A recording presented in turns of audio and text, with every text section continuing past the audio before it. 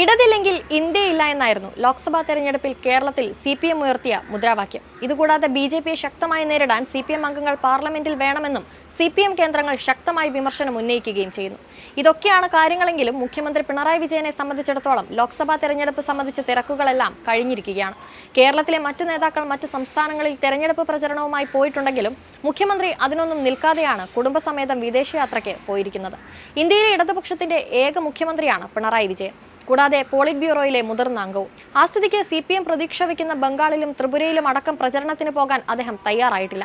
ഇതിനു മുൻപും പിണറായി ബംഗാളിൽ പ്രചരണത്തിനായി പോയിട്ടുമില്ല. പാർട്ടിക്കുള്ള ഏക മുഖ്യമന്ത്രി CPMന്റെ പ്രചരണത്തിന് എത്തിയില്ലെങ്കിൽ പിന്നെ ആരാണ് പ്രചരണത്തിന് വരേണ്ടതെന്നാണ് ഉയരുന്ന ചോദ്യം. ബംഗാളിൽ പ്രചരണത്തിന് വരാത്തതിന്റെ പേരിൽ മുൻപ് പിണറായി പാർട്ടിക്കുള്ളിൽ ബംഗാൾ നേതാക്കളുടെ വിമർശനവും കേൾക്കേണ്ടി വന്നിരുന്നു.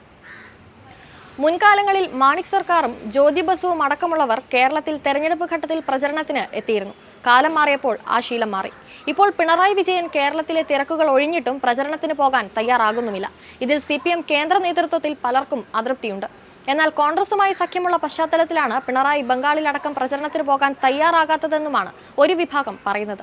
അതിനിടെ മുഖ്യമന്ത്രി പിണറായി വിജയന്റെ വിദേശയാത്രയുടെ ലക്ഷ്യമെന്തെന്ന് വ്യക്തമാക്കണമെന്ന് പ്രതിപക്ഷത്തു നിന്നും ചോദ്യങ്ങൾ ഉയർന്നു തുടങ്ങിയിട്ടുണ്ട്. സംസ്ഥാനത്തെ ഭരണ തലവനാണ് മുഖ്യമന്ത്രി. അതുകൊണ്ട് തന്നെ എന്തിനാണ് പോകുന്നതെന്ന് വിശദീകരിക്കണം. ഔദ്യോഗിക യാത്രയല്ല, വെറും സ്വകാര്യ സന്ദർശനമെന്ന് പറഞ്ഞ് 3 രാജ്യങ്ങളിൽ പോകുന്നത് ഉചിതമല്ലെന്നും കാര്യം വ്യക്തമാക്കണമെന്നുമായിരുന്നു മുരളീധരന്റെ ആവശ്യം. 16 ദിവസത്തെ വിദേശ സന്ദർശനത്തിനായി മുഖ്യമന്ത്രി കഴിഞ്ഞ ദിവസം ദുബായിലേക്ക് യാത്ര തിരിച്ചിരുന്നു.